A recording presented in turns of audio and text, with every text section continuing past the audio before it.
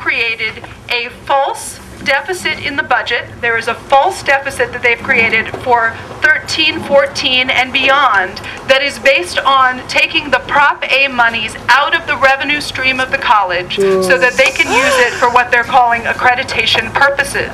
So that's things like savings and perhaps paying consultants, but certainly for a whole number of things that are very far away from the classroom and from the college and from students in the way that Prop A was indicated that it would be used. And we made a promise to voters. And the college, it appears, does not intend to keep that promise. So that's really a travesty. And that's a travesty for the whole college. We worked very hard to ensure that Prop A and Prop 30 were passed so that we didn't have to be right here doing this or where we are now. So that we didn't have to see devastating deep cuts that are going to affect students and going to affect workers and going to really change the face of the college. And that's what they are going forward with anyway at this moment.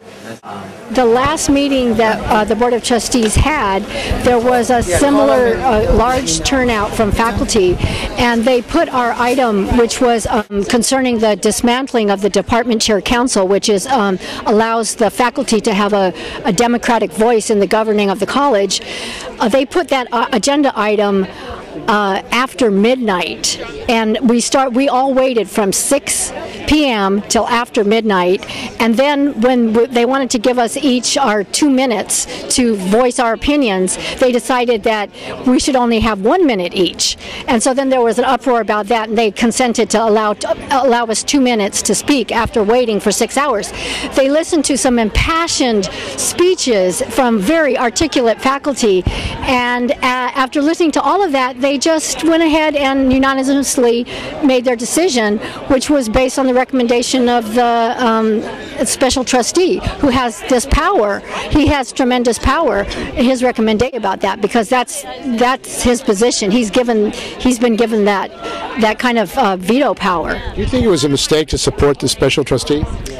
Well, if they hadn't supported him, one would have been imposed anyway. So I don't know which would have been worse, frankly. So it was they seem to choose the lesser of two evils, but frankly, I can't see the difference. Because, but what's indicative here is they didn't want to have a dialogue. They hoped we would have left. We didn't leave. This time we wanted to maintain some dignity and not wait for 6 hours and then have them disregard our dialogue. So they chose a different route with the caroling. But that's the problem, is they're making decisions without dialogue and without here they're trying to do something that actually does not comply with fair labor practices, because we have a contract and they can't unilaterally make a cut like this without bargaining. So there's something undemocratic about what's happening. Well, I asked the chair, the president of the Board of Trustees, and he said they weren't going to make the cut because they are bargaining right now. Right now, they're still bargaining, so the cuts wouldn't go into effect as long as there's bargaining.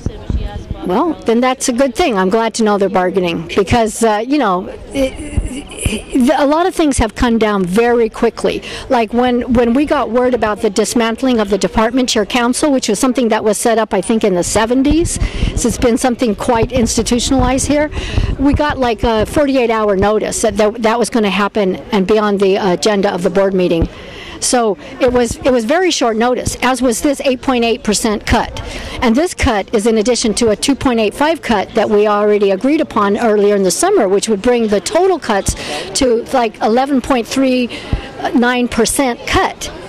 And that's pretty draconian. That's pretty swift to do without bargaining, and it's not what the Prop A money was designated for, and it's not what the voters agreed on.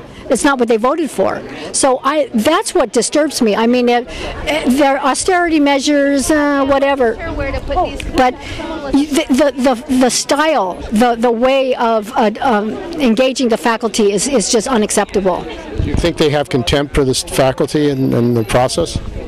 It seems like it. The way they handled, they had much less important budget, much less important items, in my opinion, in that last meeting, and they put all of those first. And they saw everybody there. They could have made a recommendation to move it up, sooner. And they were hoping that we'd all go away, and we didn't.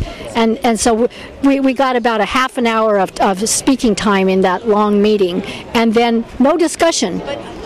One of the trustees asked, what is your recommendation, special trustee? And he said, I think this has to be done. And they all voted, and that was it. It took about 30 seconds after we waited 6.5 hours. So that was unanimous? Yeah. So, I think they're trying to do these things, in dark rooms and without input. And that's not what the accreditation recommendations are. They're for, for better training, for better dialogue. Another thing they're trying to cut is we have this City Currents newsletter that goes out, and it connects all of our various satellite campuses across the city that we have. And they're reducing that now to a one-page announcement page, where they did have release time for some faculty who gathered all kinds of information and disseminated it online, which allowed all communication among faculty throughout the various sites of the campus. And so how can it be better to have just, to reduce communication among faculty? It seems like a divide and conquer and keep people in the dark. Like the person was saying earlier tonight, they're wanting to cut classes because they're worried about enrollment, but it's illogical to cut the classes while students are still registering and put word out that classes are not available, because that's a downward spiral. But that's what they want it seems like that's what they want to happen. You see, it seems like if they really want to increase enrollment, that's not the logical approach. So that's, I think faculty is getting wise that we have to handle this in our own way. An auditorium. Very big auditorium. Which auditorium? In the multimedia. Oh, you mean move the? Yeah. We've been meeting in here for a couple of years now. There are a lot of people coming to these meetings. They're not letting people in the room. I guess we can. We have to get them inside. No, I'm asking him. I'm talking with him. I don't know what the answer is. We've met here for Pat. This is actually bigger than the last room we used to meet in traditionally in Goff Street. So this is actually, I think, the biggest room that we've met in. So, are you supporting these cuts of wages on the faculty? Well, we haven't made any decisions there. The administration's in negotiations, and so I can't really comment until those negotiations are. Is that what the special trustee is asking? I don't know. I mean, the administration is negotiating, and it has to go through that process. I mean, they say it's an unfair labor practice to impose these cuts without negotiation. Basically. Well, they are negotiating, so the negotiations are happening. So that process has to work. So even though the proposition passed with more money, you're still saying they should go ahead with cuts? Again, those decisions haven't been made. I'm not, board hasn't said anything at this point. Okay. So, yeah. Disaccreditation is rationing education. Disaccreditation is rationing education. Disaccreditation. Semester. And why? Now, if you start cutting classes, then what will happen to your enrollment next semester? So the more they cut the classes, the lower the enrollment. Yes? It almost sounds like a plan. I don't know. I don't believe it's deliberate, but it's just idiotic. Maybe it is. So that's really, let's say, we're cutting student services, we're cutting counselors. Students are going to have to wait longer lines to see a counselor. We don't print up any more class schedules. In other words, there's and then we go to the media and say that if I were a student, this wouldn't be, I would think it's not a real school. And we say if I were a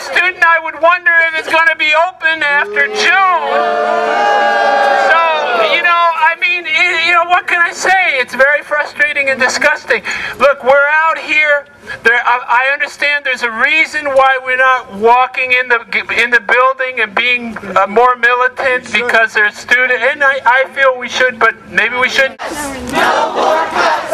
No more cuts! I'm on the executive board of AFT 2121, the teachers union. What we're facing here is the administration. We've already voted, because teachers care about the college. We've already given back a significant piece of salary this year. They're threatening to impose a unilateral cut on us that would mean another 8.8% salary cut next year. The reason they say that they have a deficit, all fall they showed budgets that didn't look like we had any deficit. If Prop A passed, Prop 30 passed, both of those passed. California and the city of San Francisco said, we love education, we're going to support education. And instead, they are saying that money from Prop A we're putting aside for accreditation needs only, not half of it, not 2/3 of it, but all of it aside. And despite the fact that Prop A language said it's to prevent layoffs, it's to maintain classes, it's to offer programs, they're saying, sorry, right now we can't afford to do that. So who's running the Board of Trustees here? I'm sorry, I don't have an answer to that. I mean, this new special trustee? Currently, we have a special trustee that I'm sorry, I'm not the person to answer that. And I mean, I understand he's being paid a lot of money, $1,000 a day. I understand yes, that it's $1,000 a day for the days he works is what the special trustee is making. Now, do you think there's an effort that's been said here at the rally to basically privatize and destroy public education in the public community college? I think that across the country we're seeing mobilization against education, particularly public education.